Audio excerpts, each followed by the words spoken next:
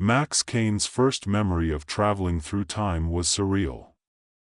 One moment, he was clutching the alien device he discovered in a restricted section of the government research lab, its metallic surface cold and humming with potential, and the next, he found himself on a deserted street under a crimson sky. Everything was unnaturally silent, save for the faint hum of the device. He looked around, disoriented, feeling as if he were a puzzle piece dropped into the wrong box. It had been a glitch in the device, a prototype, something alien scientists had clearly designed for purposes far beyond human comprehension. But for Max, the accidental discovery of this strange ability was a game-changer. He had spent years studying the fabric of time, immersing himself in theories of wormholes and cosmic singularities, but here he was, holding a key to the universe. The device let him slip between moments in history, visit places untouched by humanity, and witness events that had long since faded into the annals of myth and legend. His first year with the device had been an exploration, a careful navigation of time's currents. He'd learned to walk quietly through history, to observe without leaving a trace. It wasn't just about protecting the future. He knew that even the smallest misstep could send ripples across time. He held an almost sacred respect for this power, using it sparingly, his mind constantly on edge for any signs of paradox. But everything changed when he first felt the fracture. It was subtle at first, like the buzz of static or the faint scent of something burning. He was in a quiet forest in northern Europe, watching a Viking ritual when the sensation hit him. It wasn't a sound, nor a smell, more of a shift in the air, a visceral awareness that something fundamental had splintered within time's flow. Max had been standing at the edge of a river when he saw it, a crack in the sky, like a spiderweb slowly stretching outward. Time, as he knew it, was fracturing, and it was happening because of him. Later, as he traveled back to his own time to investigate, he found the source, Etheron, a villain with ambitions as vast as his own powers. Etheron wasn't just any ordinary antagonist, he was a master manipulator who had managed to combine ancient alien technology with his own brand of twisted genius. His goal was straightforward, to rewrite the history of every reality, every version of Earth, and shape it into his perfect vision.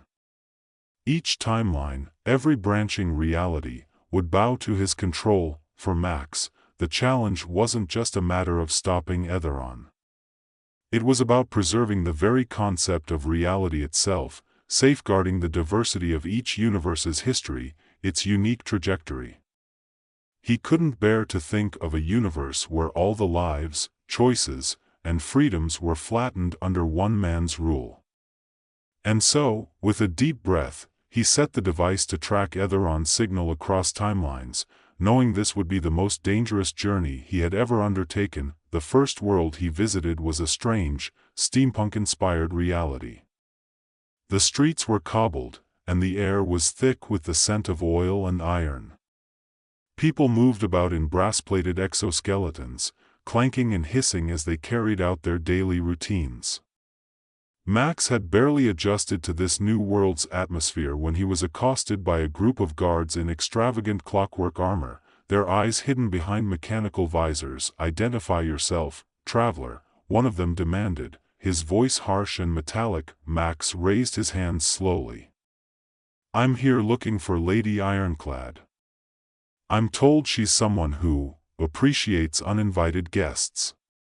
The guards exchanged glances before nodding, and within minutes, he was led into the heart of the city, where a massive clock tower loomed over the landscape like a metal sentinel.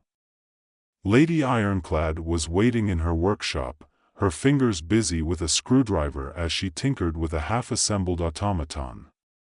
She was tall and imposing, her frame encased in a suit of brass that gleamed in the dim light. "You're the time traveler, aren't you?" she asked, without looking up. Max nodded. "And you're the one who fights against tyranny in this world. I need your help." Together, they pieced together a plan. Lady Ironclad's knowledge of this world's mechanics was invaluable, and her resourcefulness and quick thinking made her an ideal ally.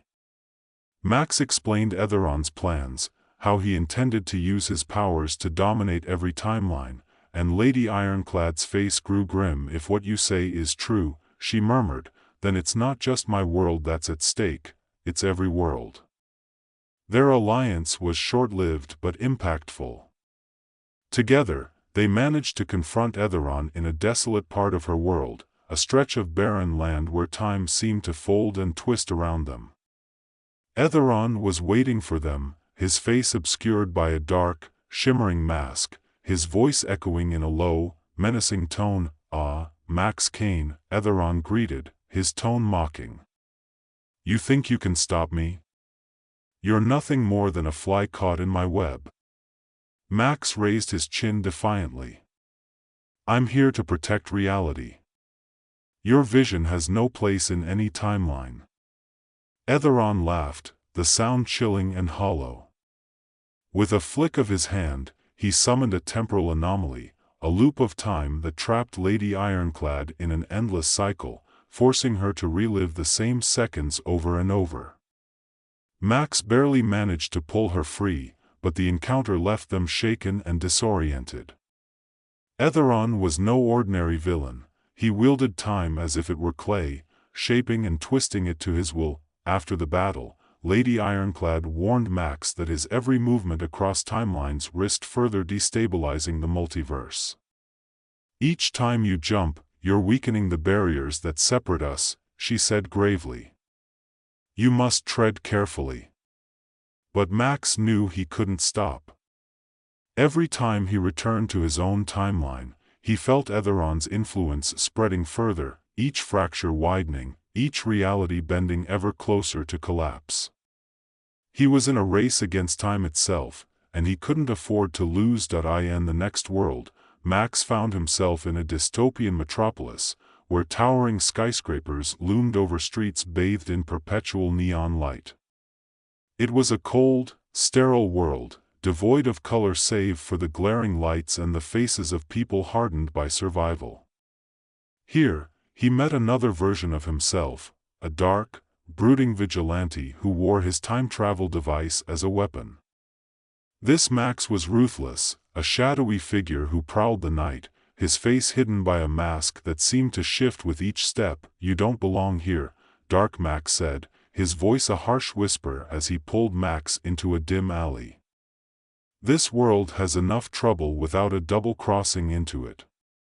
Max explained his purpose, how he was gathering allies to stop Etheron. Dark Max listened, his expression unreadable, and for a moment, Max feared he would turn him away. But then Dark Max nodded, a slow, reluctant gesture. "Etheron won't be defeated by brute force," Dark Max warned. "He's smarter than that. You'll need more than just power, you'll need to outthink him." Together, they worked to uncover Etheron's next move, but their plans were constantly thwarted.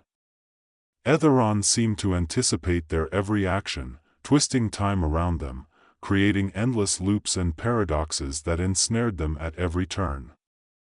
It was a battle of wits, each move calculated, each action met with a counteraction. And as they fought, Max realized that every jump, every new ally, was only giving Etheron more control, his influence spreading like a shadow over the multiverse. In the end, Dark Max handed Max a device, a piece of alien technology he had salvaged from a previous encounter with Etheron. "It's not much," he said, his tone reluctant, "but it'll give you a fighting chance. Use it wisely." As Max left that world, he felt the weight of his mission grow heavier. Each ally he gained, each new tactic he learned, only seemed to bring him closer to the inevitable realization that Etheron was always one step ahead. And now, he had a choice: continue his journey across timelines, risking collapse with every jump, or find another way, a path that didn't rely on brute force. But as he stood at the edge of his next journey, he knew one thing for certain: he couldn't give up. Not when the future of every reality was at stake. As Max activated the device Dark Max had given him, he felt a strange sensation wash over him, a sense of merging, of becoming more than just a single version of himself. It was as if the device were attuning him to the resonance of every other Max Kane across the multiverse, aligning him with their collective resolve, their shared determination.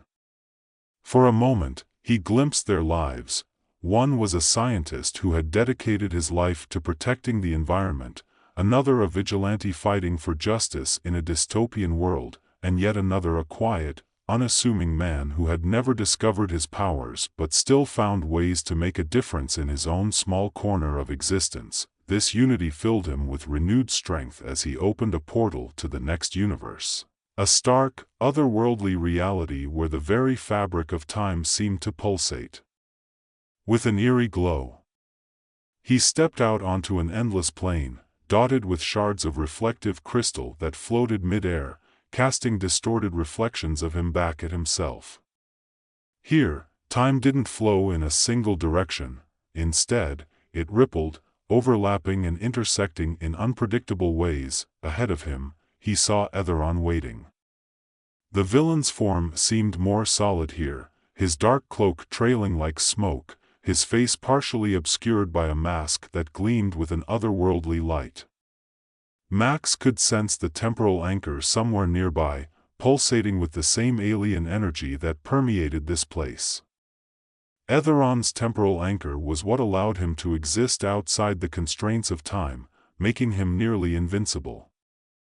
Destroying it would be Max's only chance. "You're more persistent than I anticipated, Max Kane," Etheron said, his voice carrying a strange, harmonic resonance, as if it were layered over countless other voices. Max gritted his teeth. "You can't bend every timeline to your will, Etheron. Each universe has its own fate, its own identity. You have no right to impose your vision on them."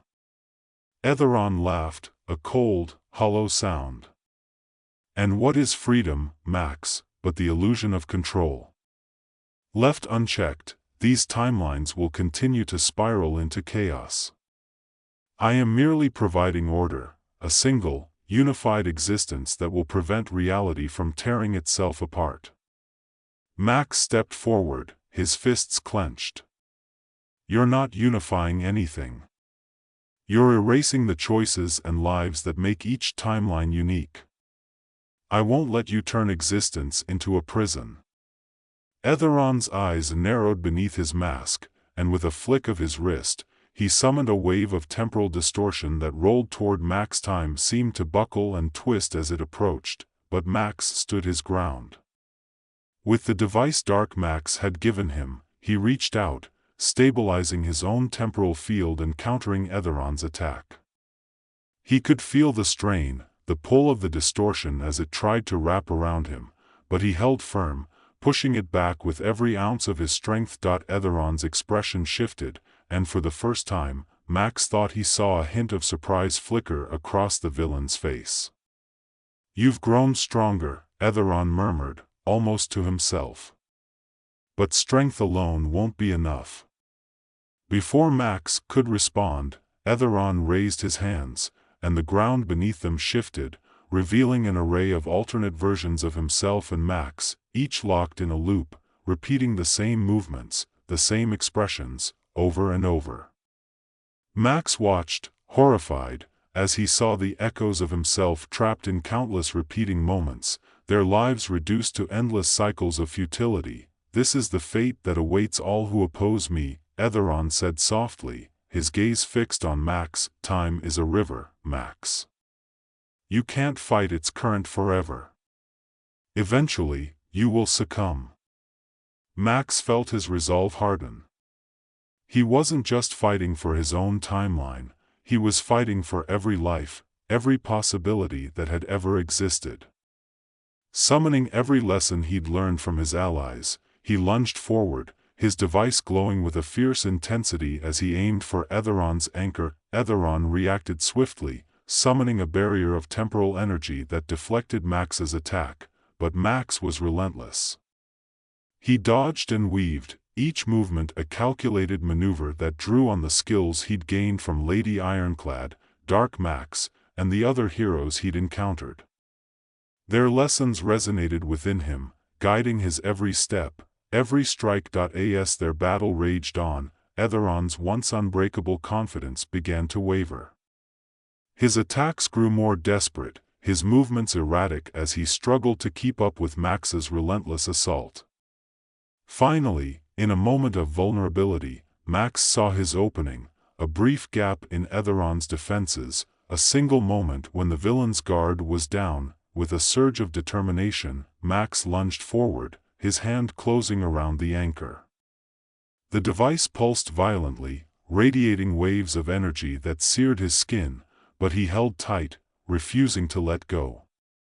Etheron's eyes widened in shock, and he reached out, clawing at Max's arm, but it was too late.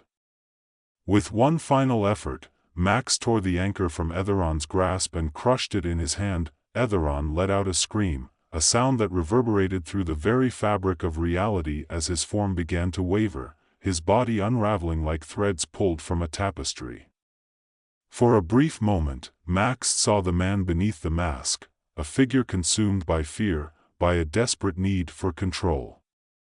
And then, in a flash of light, Etheron was gone, his presence erased from existence. Max fell to his knees, his body trembling with exhaustion. The temporal anchor's destruction had taken a toll, and he could feel the strain of every timeline he had traversed pressing down on him, a weight that threatened to overwhelm him. But he knew he couldn't rest yet. There was still one last task to complete. Drawing on the last reserves of his strength, Max activated his device and reached out across the timelines, sending a pulse that would stabilize the fractures, sealing the rifts that Etheron had created. He watched as the shimmering cracks in reality began to mend, each one slowly fading until the multiverse was whole once more. When he finally returned to his own timeline, he felt a profound sense of peace settle over him. The timelines were safe, each one free to follow its own path, its own destiny. He had saved them all, not by imposing control, but by protecting their right to exist as they were. As he stood there, gazing out at the familiar landscape of his world, Max thought about the allies he had met, the lessons they had taught him. He knew he would carry their memories with him, a reminder of the countless lives he had fought to protect, and though he would never again use his powers recklessly, he understood that there would always be threats lurking in the shadows of time. But he was ready, prepared to defend the multiverse with every ounce of strength he possessed. With a final, deep breath, Max deactivated the device and walked away, leaving the mysteries of time to unfold as they would, free and unbound, a tapestry of infinite possibilities stretching out into eternity.